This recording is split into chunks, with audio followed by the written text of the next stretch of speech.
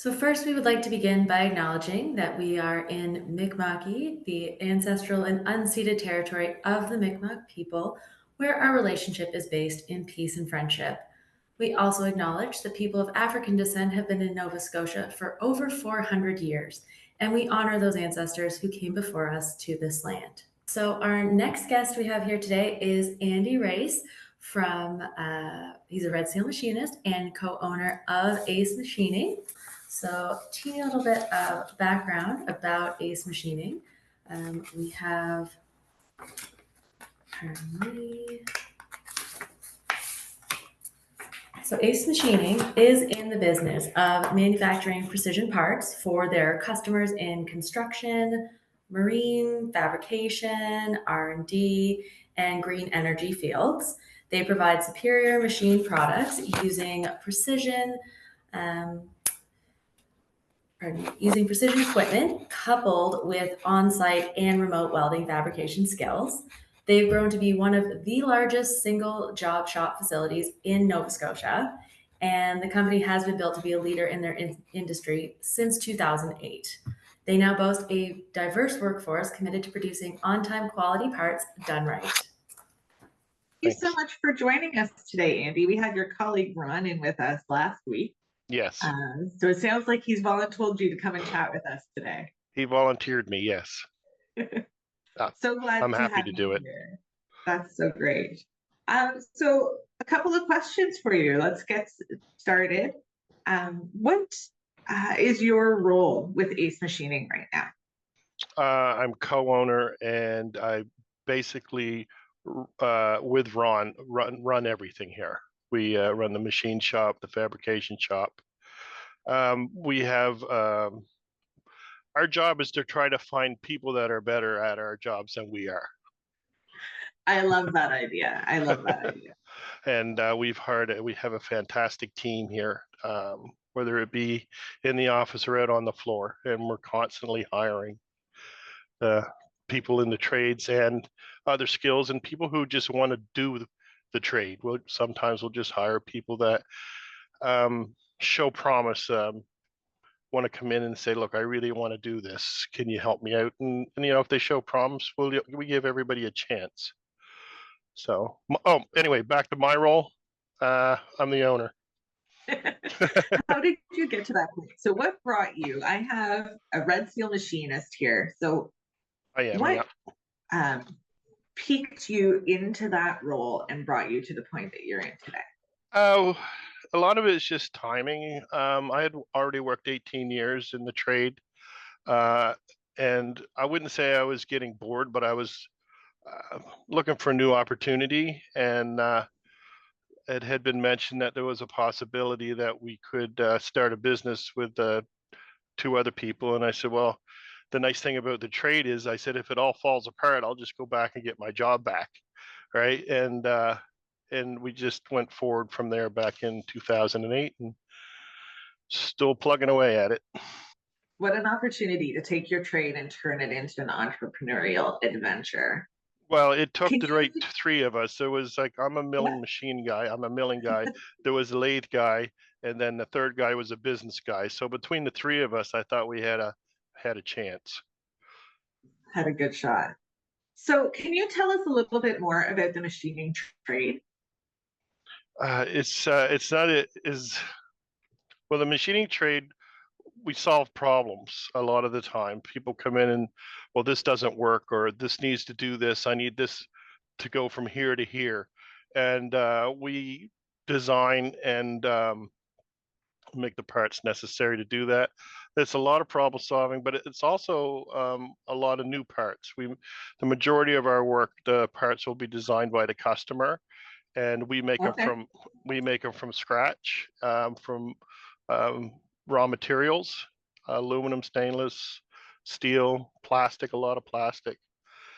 And it's really hard to explain the trade in 10 minutes, but basically, if you can think it, we can make it. Okay. Now, Ron shared a couple of his favorite projects over the past little while. Could you maybe share one of your innovative things or a problem that you were really proud to have solved? Well, like I say, I've been in the office for a bit, like years.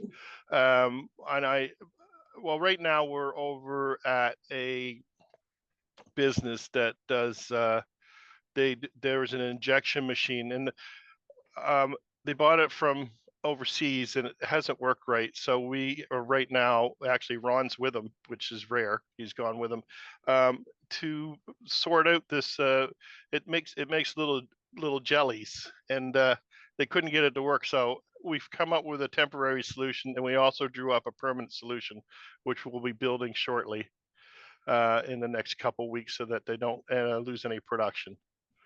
Okay. For me to pick anything, it's just like, every day's so different, and every day's is, you know, a project. It's hard for me to think of one right now, but I will while as we speak, I'm sure. No problem at all. So I like that concept though, that a company who's having an issue with something on their production line or with a process that they're working through comes to Ace Machining and says, listen, like, here's the issue. We don't know how to make this work. And you guys, again, another problem solver, another That's right. puzzling trade. Tomorrow we're going to a beer production facility because they're having problems in their line. Okay. I'm proud of that. So now you've taken your machining trade and with some partners turned it into an entrepreneurial venture. What other trades are present and work together at Ace Machine? Welding, fabricators, yeah,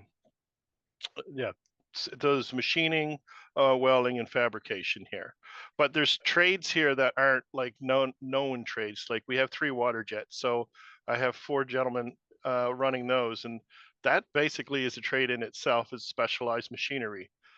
Those are the things that you kind of have to learn here. So basically, those are the 3 known trades. But there's a lot of little things that, like we have a guy that's like 2 guys that are mechanical engineers. So there's that too. Yeah. You're all sort of working together to problem solve through that piece together. Yeah, Ace Machining it works together as a machine. We all do. That's so great. I love hearing that about trades environments where you're really supporting one another's learning and making it through a process together. Now we're in a space today with a bunch of youth who are thinking about, what are my next steps? What are the trades for me? How would you, what advice would you give to a youth thinking about working in this field, whether it be machining, welding, or fabrication, on like, what kind of skills should they be looking to build now? They should be good with their hands, be able to problem solve a little bit, be able to see something maybe 3/4, if not done, before they even start in their head. It's more of a really a want to work with your hands and create something from nothing that people go, how did you do that? And then you feel like you're part of like almost like an elite group. Like people say, well, I don't understand how you did that. And it's like, well, that's kind of like empowering.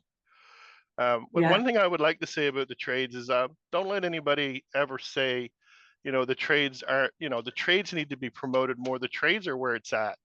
It truly is. I mean, I come from generational of trades, and everybody's always done very well in the trades. And yeah, I think you should never be talked out of going to the trades. They're just any of trades, carpentry, plumbing, or any of them. Machining is today's topic, obviously, which is not promoted enough. What would you say the prospects are for a youth who's thinking, you know what, I think welding or machining might be for me? What do you think their first off, what should their next step be when they're done school? But then also, what are their prospects like for a future in the space? Well, machining is 100%. If you go to school as a machinist, you're 100. If you finish, it's 100% guaranteed job placement.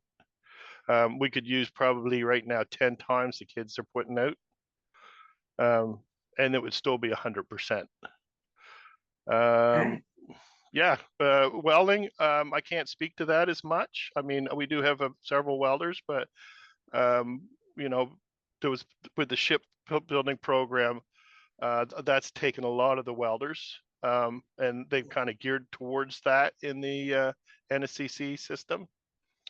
But I would plan ahead. If I was in grade 11, I'd start thinking about NSCC, you know, instead of like a month before, like I did when I graduated. But it was a little different back then.